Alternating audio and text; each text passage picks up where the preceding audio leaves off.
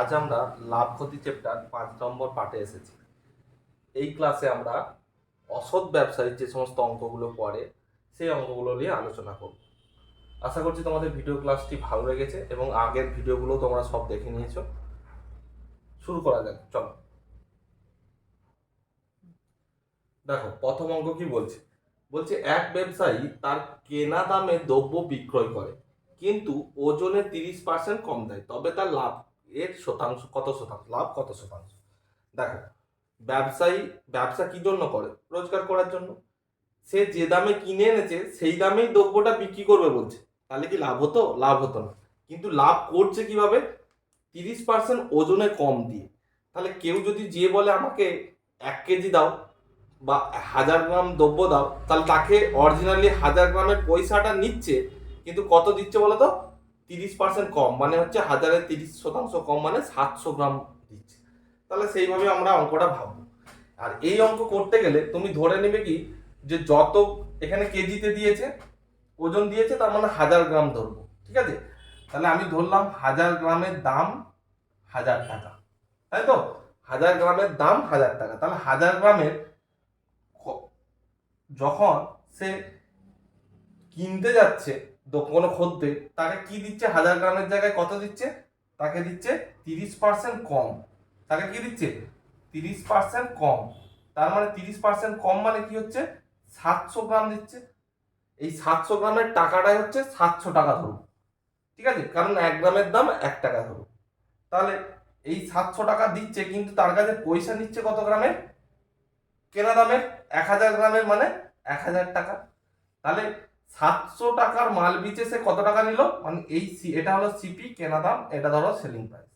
তাহলে 700 টাকার জিনিসে সে কত টাকা রোজগার করলো? 1000 টাকা। তার মানে কত টাকা সে রোজগার করলো? 300 টাকা। তাহলে লাভের পার্সেন্টেজ কত? 300/700 ইন্টু 100। তাহলে 0 0 কেটে গেল। 300/7 মানে 7×4 = 28, 2 7×2 = 14, 42.67%। তাহলে অ্যান্সার কত? 42.67%। দেখো, দ্বিতীয় অঙ্ক কি বলছে। দ্বিতীয় অঙ্ক বলছে যে এক ব্যবসায়ী 44% ক্ষতিতে দ্রব্য বিক্রি করে। মানে আগের অঙ্কটা কি দেখেছিলাম, কেনা দামে বিক্রি করছে, কিন্তু এখানে কি বলেছে? সে 44% ক্ষতিতে বিক্রি করছে, কিন্তু ওজনে 30% কম দিচ্ছে, তবে তার লাভ শতাংশ কত? ঠিক আছে, তাহলে 1000-এর যখন ধরছি সেম অঙ্ক 1000, তার সিপিটা কত হবে বা কেনা দামটা কত হবে? কেনা দামটা হবে 30% কম দিচ্ছে, তার মানে 30% কম দিচ্ছে মানে কত? 700 টাকা, তাই তো? 30% কম মানে 700 টাকা। 1000 টাকায় 30% কম মানে 300 টাকা কম, মানে 700 টাকা। কিন্তু ওজনে কি করছে? বিক্রি করার সময় সেলিং প্রাইসে দেখো 44% কম দিচ্ছে। 44% কম মানে 440 টাকা কম। তার মানে হচ্ছে 440 বাদ দিলে 56, 560 টাকায় বিক্রি করছে। তাহলে 700 টাকার মালটা সে 560 টাকায় বিক্রি করছে, তার মানে কত টাকা ক্ষতি করছে? ক্ষতি করছে দেখো 700 - 560, মানে হচ্ছে সে লস করছে 140 টাকা। কমে বিক্রি করছে, 140 টাকা কমে বিক্রি করছে, তাই তো? 140 টাকা কমে বিক্রি করছে, এটা ক্ষতি হচ্ছে। তাহলে ক্ষতির পার্সেন্টেজ কত? 140/700 ইন্টু 100, তাহলে কত হচ্ছে? 20%। তাহলে ক্ষতির পার্সেন্টেজ কত? 20%। ঠিক আছে, দেখো 3 নম্বর অঙ্ক দেখো। বলছে এক অসৎ কাপড় ব্যবসায়ী ক্রয় মূল্যে দ্রব্যটি বিক্রি করে, কিন্তু কাপড় বিক্রি করার সময় প্রতি মিটার কাপড়ের পরিবর্তে 80 সেন্টিমিটার কাপড় দেয়, শতকরা লাভ কত? তাহলে প্রতি মিটার মানে কত সেন্টিমিটার? 100 সেন্টিমিটার। তাহলে 100 সেন্টিমিটারের দাম 100 টাকা, আমি ধরে নিলাম। তাহলে 100 সেন্টিমিটারের হিসাব করলে যখন সে মানে কেনা দামটা তার কত পড়ছে? 80 সেন্টিমিটার কাপড় দিচ্ছে, তার মানে 80 সেন্টিমিটার তার খরচ হয়েছে, 80 টাকা খরচা হয়েছে। কিন্তু বিক্রি করার সময় দেখো সে কি বলেছে? ক্রয় মূল্যে বিক্রি করেছে। তাহলে সেলিং প্রাইস কত? ক্রয় মূল্য মানে 100 টাকা দিয়ে বিক্রি করেছে। কেনার সময় দেখো 80 সেন্টিমিটার কাপড় দিয়েছে, মানে তারা 80 সেন্টিমিটারের খরচ হয়েছে, মানে 80 টাকা খরচা হয়েছে। বিক্রি করার সময় কিন্তু কি সেম দামে বিক্রি করেছে, তার মানে 100 টাকায় বিক্রি করেছে। তাহলে দেখো কত টাকা রোজগার হয়েছে, রোজগার হয়েছে দেখো 20 টাকা। 100 মাইনাস 80 মানে 20 টাকা রোজগার হয়েছে, তাই তো? তার 20 টাকা রোজগার হয়েছে, কতর উপর রোজগার হয়েছে? 80-র উপর থেকে। কস্ট প্রাইস কত? 80। তাহলে 80-র উপর থেকে 20 টাকা রোজগার হয়েছে, কাটাকাটি করলে 1/4 মানে হচ্ছে 25%। তাহলে লাভ কত পার্সেন্ট? 25%। অ্যান্সার কত? 25%। দেখো পরের অঙ্কটা দেখো কি বলছে, এক অসৎ ব্যবসায়ী 20% লাভে একটি দ্রব্য বিক্রয় করে, মানে বিক্রি করার সময় সে কি করছে? 20% লাভে বিক্রি করছে এবং দ্রব্যটি ওজনে 25% কম দেয়। তাহলে কেনা দামটা কি করছে? 25% কমে দিচ্ছে, তবে ব্যক্তির মোট শতকরা লাভ কত? তাহলে 100 যদি ধরতাম, তাহলে সরি 100 যদি ধরতাম,